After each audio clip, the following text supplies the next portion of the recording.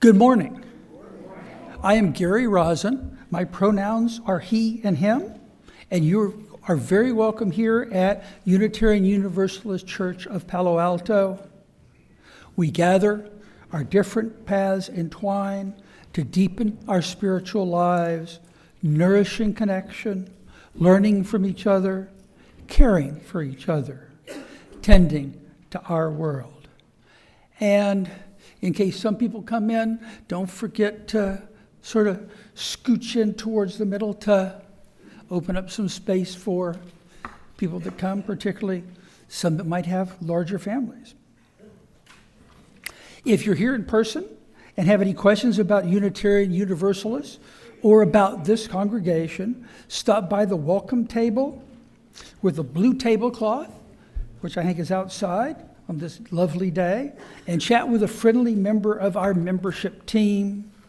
You could leave your contact information if you want to receive notifications of upcoming event. And if this is the week you want to join the congregation, you can also do that here today. And today would be a good day to do it because our annual meeting is in, 2 weeks? 3 weeks? I'll have the 27th. So I direct your attentions to the announcements that are in your order of service. A couple of corrections. The senior high youth group and coming of age will not meet this week. Don't forget our budget town hall meeting, which is next Sunday, April 13th. And the annual meeting is 2 weeks later on April 27th. Both will be held at 11:30 here in the main hall. Lisa Hellmans has asked me to announce that we have an all-church dance scheduled for May 3rd. Please mark your calendar. More information will follow. And I need to tell you about a new group that we have, Thriving Together, a health and wellness support group. Small changes create big results. This in-person support group is designed for anyone looking to improve their quality of life through better sleep, nutrition, movement, and stress management. Whether you're looking to boost your energy, prevent disease, or manage a chronic condition, we'll explore science-based strategies and real-life best practices from peers to help you feel your best. Each session is going to focus on practical, easy-to-implement lifestyle changes that have been proving to enhance longevity and overall well-being, from improving gut health and reducing inflammation to learning how to get restorative sleep and build sustainable exercise packets.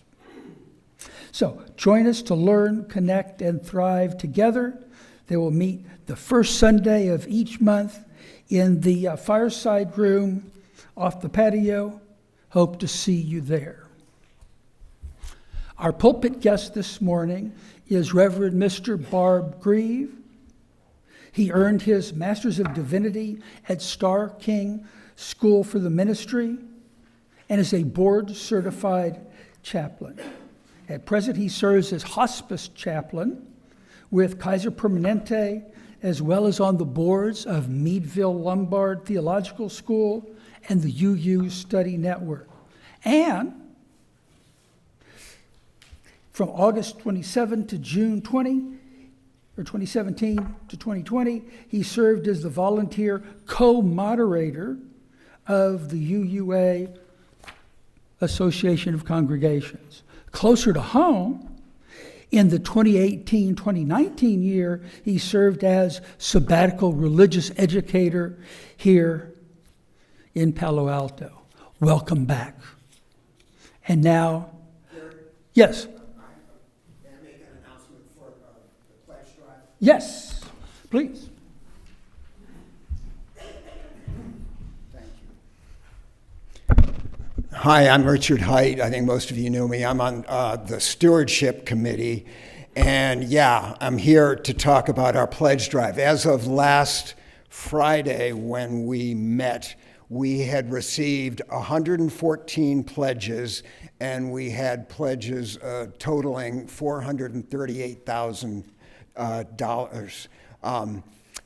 The good news is that there are a number of people who pledged last year who we have not heard from yet, and we are going to be contacting them this week to ask them to pledge.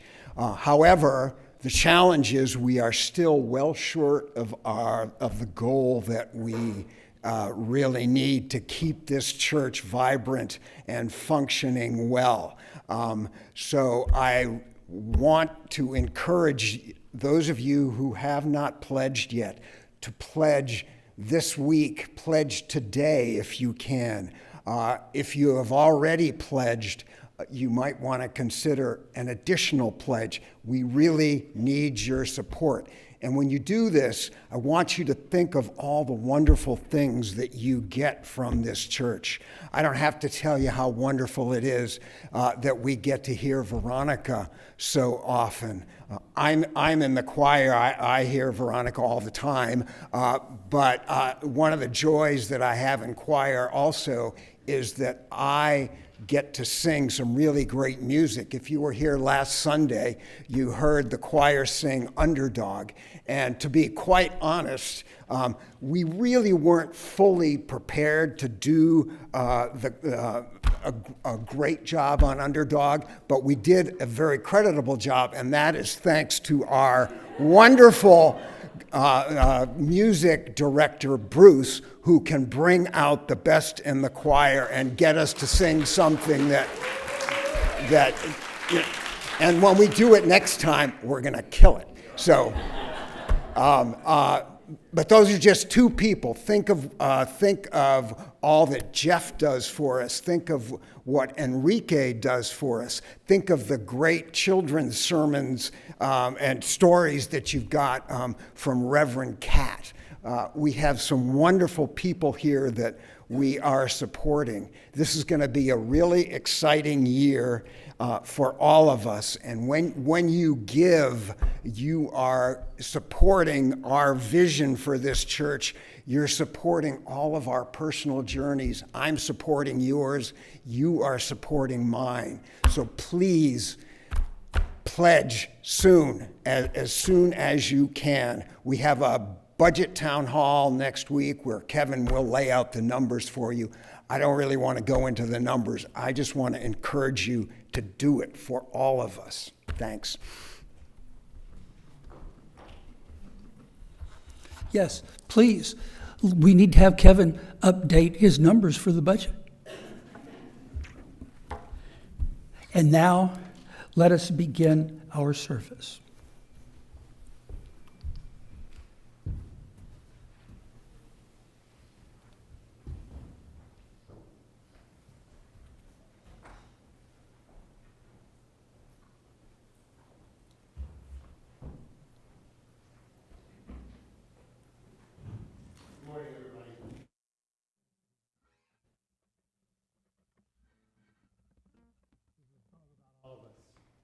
Slide family stones, so some homegrown Bay Area stuff.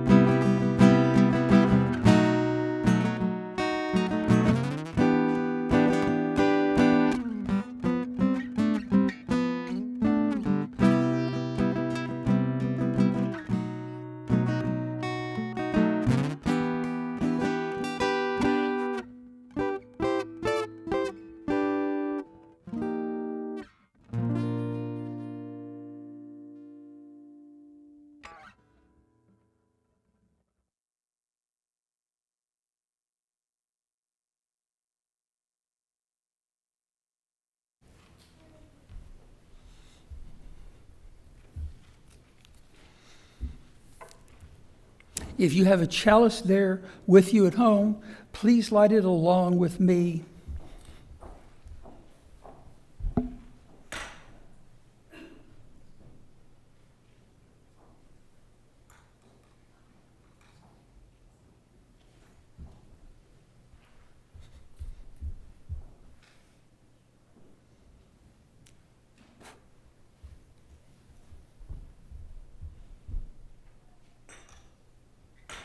Good, managed to push that down without dropping it this time.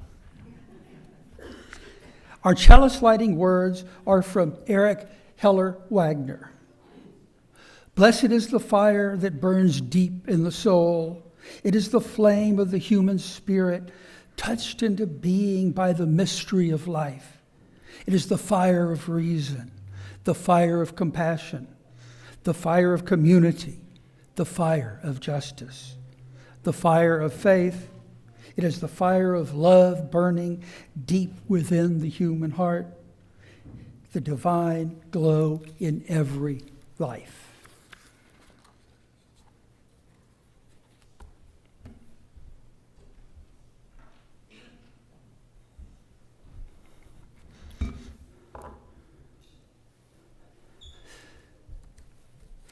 Being there.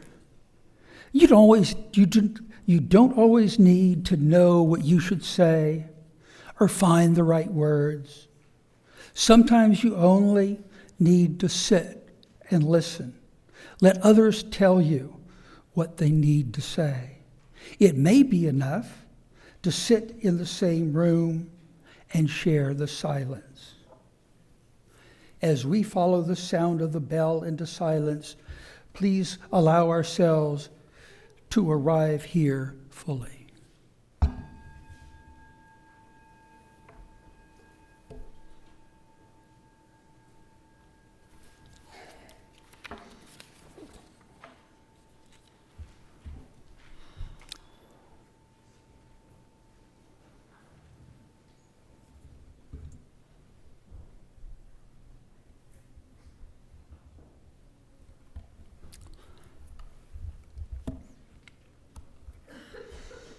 Today's story, The Broken Bicycle, does not have any pictures. That means that you do not need to come up and sit on a blanket so that you can see the pictures. Instead, I want you to close your eyes and try to make your own pictures inside your mind. It's okay if you can't close your eyes. That will help you follow the story, or at least it works for me. Imagine the parent of a child called Joe. The patient parent is looking out the kitchen window, waiting for Joe. The patient parent is worried because Joe is very late getting home from school. It's a beautiful sunny day. And they can only imagine, where might Joe be? After a long time, Joe finally comes in the front door. Thank goodness. Joe is a little dirty, but otherwise is fine. Where have you been? The parent asks. I've been helping Pat, Joe tells them. Pat fell off their bicycle and broke it. And Pat scraped their knee. Joe's parent is surprised. How could you help Pat? You don't know anything about fixing bicycles. You don't know first aid. Joe looked at their parent. I was helping Pat cry. Everyone can use a friend when they're crying.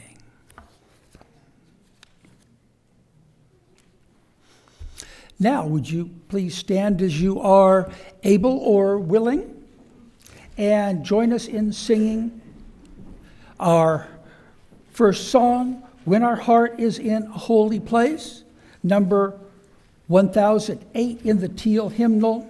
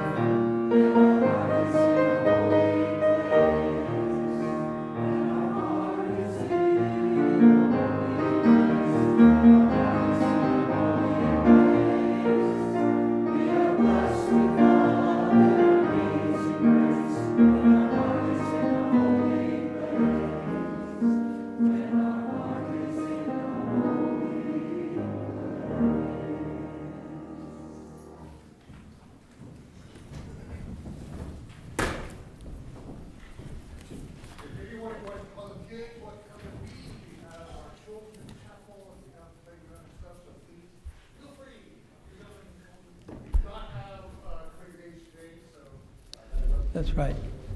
Yes. And I apologize for forgetting to announce that before the song.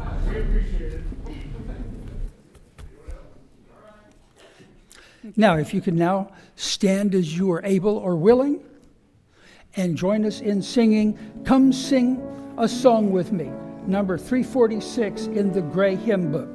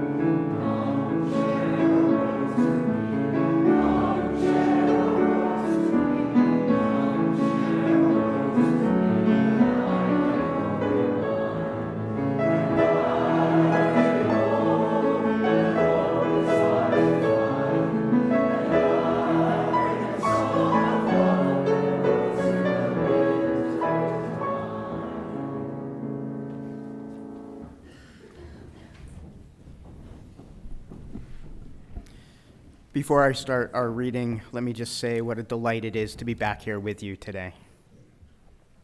Our reading this morning comes from Catherine Newman's We All Want Impossible Things, where she writes about her experience of her best friend being on hospice.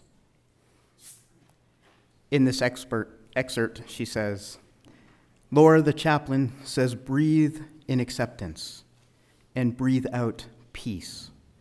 She strikes the gong, gives a minute to collect ourselves, and asks if we have any questions. I do. Is there something like closure? I guess I mean that we should be trying to help Edie with right now?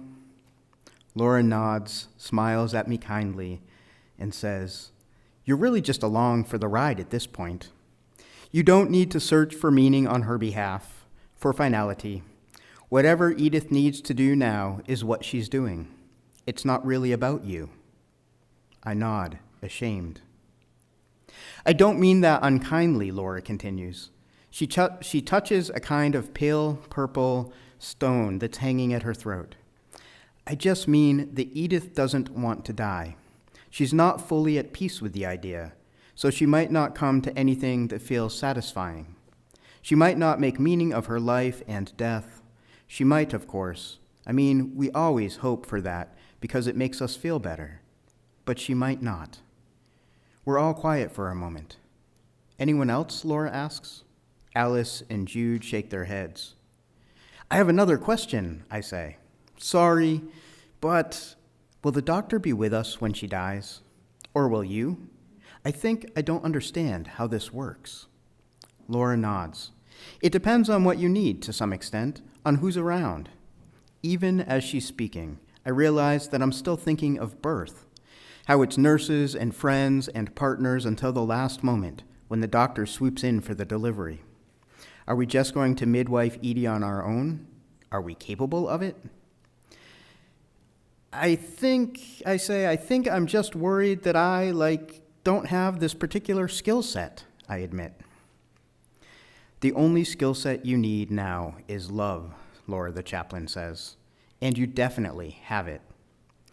We are in a windowless space with generically upholstered chairs, talking about everything in the world that matters most.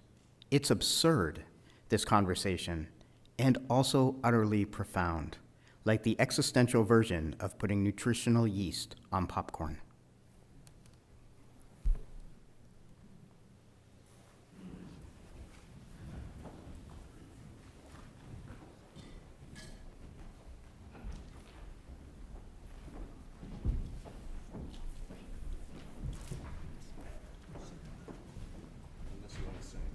Yeah, unless we want to be really don't want to.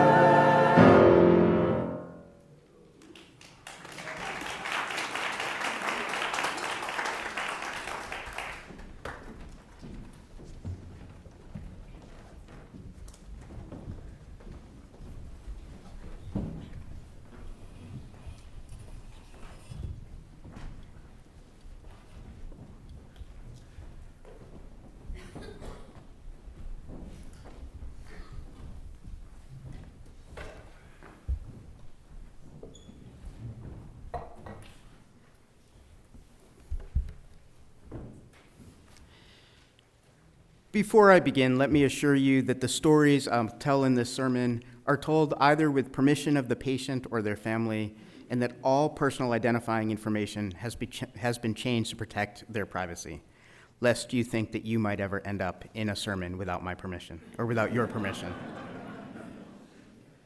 I also want to start with a confession, if you will. Hospice chaplaincy is not nearly as glamorous or serene as Hollywood would have you believe. I do not spend most of my time sitting quietly at the bedside, holding the hand of a soon-to-be deceased, offering insightful words of grace and comfort, or singing their favorite hymns. It does happen this way occasionally, minus the hymn singing, but most of my time, my work is done in the weeks and months before someone dies, followed by a year or more accompanying and supporting the deceased loved ones as they journey with their grief and learn to live in a new normal. Most often, my bedside work includes helping patients struggle to accept the loss of autonomy and freedoms they once enjoyed. It is about helping them make meaning of their lives, to come to terms with their regrets, and whenever possible, find reconciliation for all that weighs on their minds and souls. In my work setting, I serve people of many faith traditions and some with no religion at all. I work with people from a wide spectrum of life experiences, economic resources, and countries of origin. Within all of this, I have found that there are some common themes among those who are aware that they are approaching their deaths. One of the most common themes I observe with my patients and their loved ones is the struggle to accept changes in independence. They struggle to ask for and accept help. It is not easy admitting that we can no longer do the things we were once able to do. Yet I have witnessed the joy adult children of my patients experience when they are able to care for their parents once everyone is over the hump of resistance and has adapted to the changing needs. But that joy of being able to help someone who helped us when we were younger, that crosses so many spectrums of life. Often, I find myself facilitating conversations among family members as they struggle to make decisions about care after a patient is no longer able to advocate for themselves. I cannot emphasize enough the importance of having those uncomfortable yet important conversations with your family sooner rather than later. Clearly articulate when you want curative treatments and when you want comfort-focused care, when you want life-saving measures, and when it is time to let the body's natural limitations occur. But don't stop at these decisions. Discuss what you want after your death: cremation or burial, elements to your memorial service. Always talk it through with your minister, and whether or not you want a grave or a marker. Just the other week, I was asked by a patient's daughter to help her ask her 90-year-old dying mother what her mother wanted to be buried in. What a gift it would be if we were able to have these conversations long before we or our loved one was facing death head-on. Another common theme I often encounter is the fear of dying. For some, this fear is theologically grounded, born of years or decades of belief that they will be judged by a harsh deity for not living their lives properly enough. In these moments, I am thankful that our own universalist theology reminds us of God's grace and love, that heaven and hell are what we create here on earth, and not necessarily destinations we will be sent to after judgment is placed on our lives. But for most of the people I work with who fear death, it is not a fear of what happens after they die, but rather a fear that the dying process itself will be painful. Because it is not something most of us experience more than once, we can only imagine what dying will be like, and our imaginations have the amazing capacity to bring forth the worst possible options. Thus, we are left fearing the dying process. One of the blessings of hospice care is that we have figured out how to keep people physically and medically comfortable at the end of life. Our goal is always to maximize the quality of life one has for whatever time they have left. Quality of life includes pain management through the end of life. Because of this, it is rare that a patient experiences anything less than physical peace as they die. But getting to a place of trusting this takes many patients time and assurance. As we are building that trust, I invite my patients to reflect on their lives, exploring with them what has brought them the most meaning and what has caused them the most strife. I have observed that most regrets revolve around strained or discontinued relationships with loved ones and friends. Some have shared regrets of things done or not done, as was the case with my patient, M. I was on call and received a page to rush to the hospital to visit M in the wee morning hours. I entered the room knowing only that M, the 96-year-old matriarch of the family, had requested the chaplain visit as soon as possible to hear her confession, and that she was Baptist. Imagine, she filled less than half the bed and looked frail of body, though there was still a brightness in her eyes. Surrounding her bed were several members of her family, 5 generations worth, holding vigil. There was a somber feel to the group, and a brief hush rippled through the room when I entered. I introduced myself as the chaplain, moved to stand bedside, and take her hand as she reached out to me.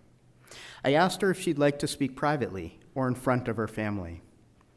In a weak, shaky voice, she answered, "Privately." The family left the room, closing the door behind them, as I sat down in one of the chairs by her bed, still holding her hand. She was dying. I knew it, and she knew it. "What's on your mind today?" I asked her. There was something about her, a properness, if you will. It was almost palatable. She gently squeezed my hand and in a whisper said, "Will you hear my confession?" "Of course," I replied. In her shaky voice, she said, "I must confess that I have never sworn in my life, but have always wanted to." She continued, "I would very much like to try doing so before I die." Okay. "Would you like to do so now?" I asked. She gently nodded, took a long, steady breath in, and out came a stream of profanity, the likes of which I have never heard before. And I worked with youth for a couple of decades. We maintained deep eye contact as she swore and swore and swore.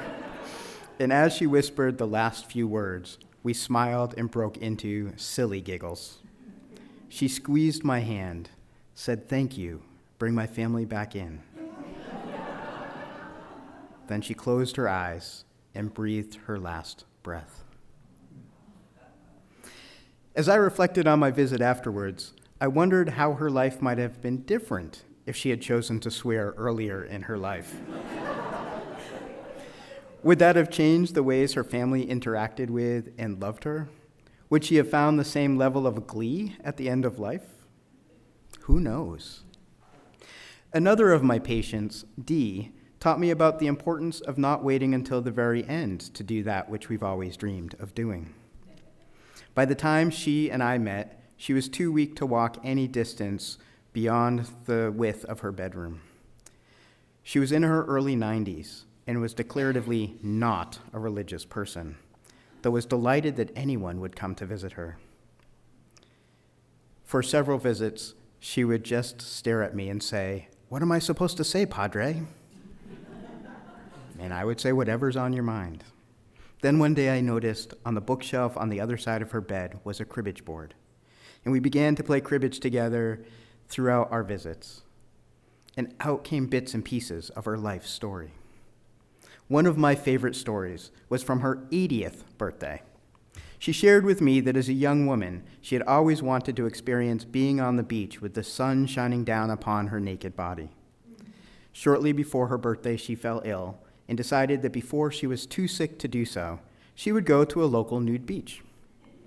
She inspired 2 of her closest friends, both a good 20 or so years younger, to join her. So the 3 of them took an hour's bus ride to their beach of choice, but when they arrived, her friends decided they were not comfortable entering a nude beach. Undeterred by their choice, Dee left her clothes with her friends and streaked across the beach. As we talked and reflected on her life, Dee shared with me that after raising her children into good human beings, the thing she was next most proud of was that she fulfilled her desire for that experience on the beach. That she didn't let age or embarrassment or fear stop her from doing something she had wanted to do most of her life. Both M and D remind us of the importance of embracing and doing the things we've always wanted to do, particularly if those things will bring us glee and joy. Thankfully, our Unitarian Universalist faith does not teach us a theology of denial, but rather encourages us to embrace life and experience. It reminds us that the here and now are important, just as how we treat one another is important. Our story for all ages this morning reminds us of the importance of bearing witness, that even in the moments when we can't do something tangible like fix a bicycle or prevent someone we love from dying, we can still be there with and for them. We can accompany them on the final segment of this journey we call life. In the 1991 Skinner House Books Meditation Manual, Been in the Storm So Long, Unitarian Universalist minister, the Reverend Mark Morrison Reed, offers us a wonderful theology of living and dying. He writes, "We are all dying, our lives always moving toward completion. We need to learn to live with death and to understand that death is not the worst of all events. We need to fear not death, but life. Empty lives, loveless lives, lives that do not build upon the gifts that each of us has been given, lives that are like living deaths, lives which we never take the time to savor and appreciate, lives in which we never pause to breathe deeply. What we need to fear is not death," he writes, "but squandering the lives we have been miraculously given. So let me die laughing, savoring one of life's surprising moments. Let me die holding the hand of one I love and recalling that I tried to love and was loved in return. Let me die remembering that life has been good and that I did what I could. But today, just remind me that I am dying so that I can live, savor, and love with all my heart." The inevitable end of life is death. It is not something that need to be feared, but rather embraced as the conclusion of a life lived well. And in those circumstances where we may struggle to believe we did not live our lives as well as we could, may we find forgiveness. There is a Sufi tradition at funerals wherein those in attendance are asked to forgive the deceased for any transgressions they may have made against us, and for us to forgive ourselves for any ways in which we may have let the deceased down. I find this tradition to be a powerful reminder that through forgiveness, we can find peace of heart and soul. Forgiveness is a spiritual act. It is a choice. It is an invitation to restoration and release. And while there may be some actions that you feel are unforgivable, in my experience, finding our way to forgiveness leads us towards inner peace, which in turn can help us face our own life and death without fear and anger. May our hearts always stir with compassion, and may we all have the courage to do the things we want most while we can, rather than arrive on our deathbed wishing we had. May it be so.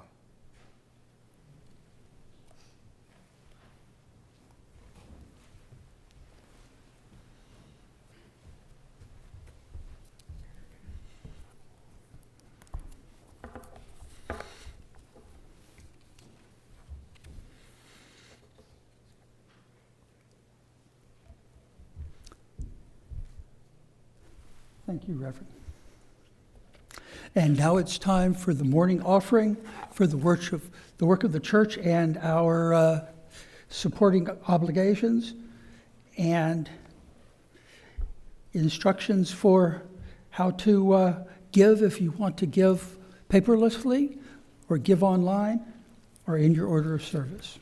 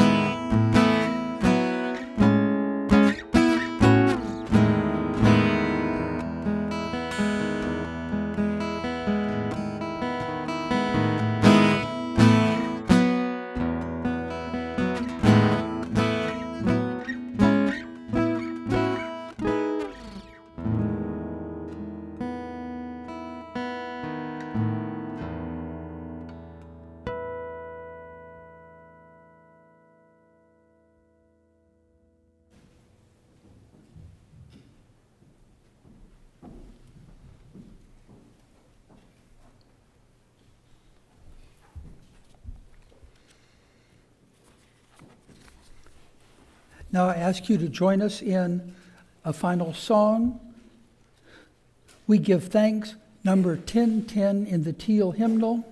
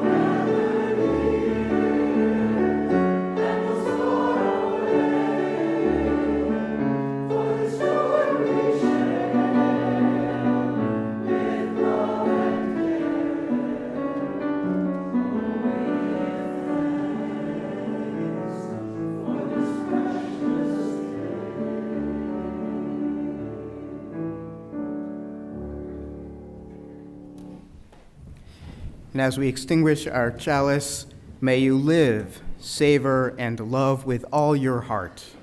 May you find forgiveness for yourself and those around you, and in return, may you feel the love of all that is holy now and forevermore.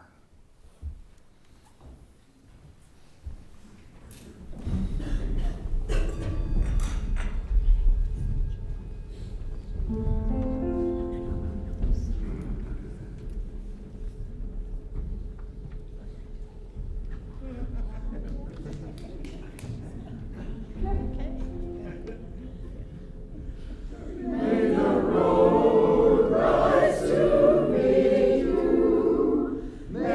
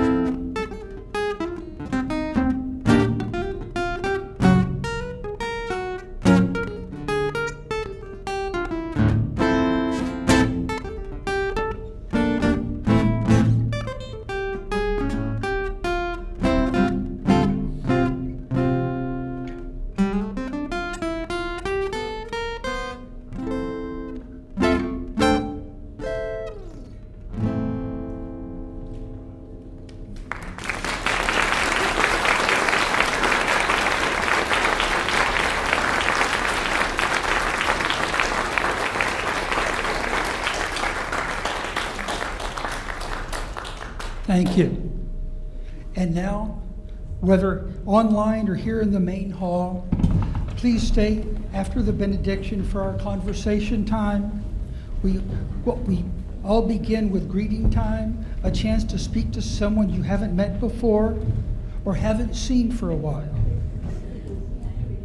Old timers, please greet a newcomer and see if you can find out enough about what brought them here to introduce them to someone else.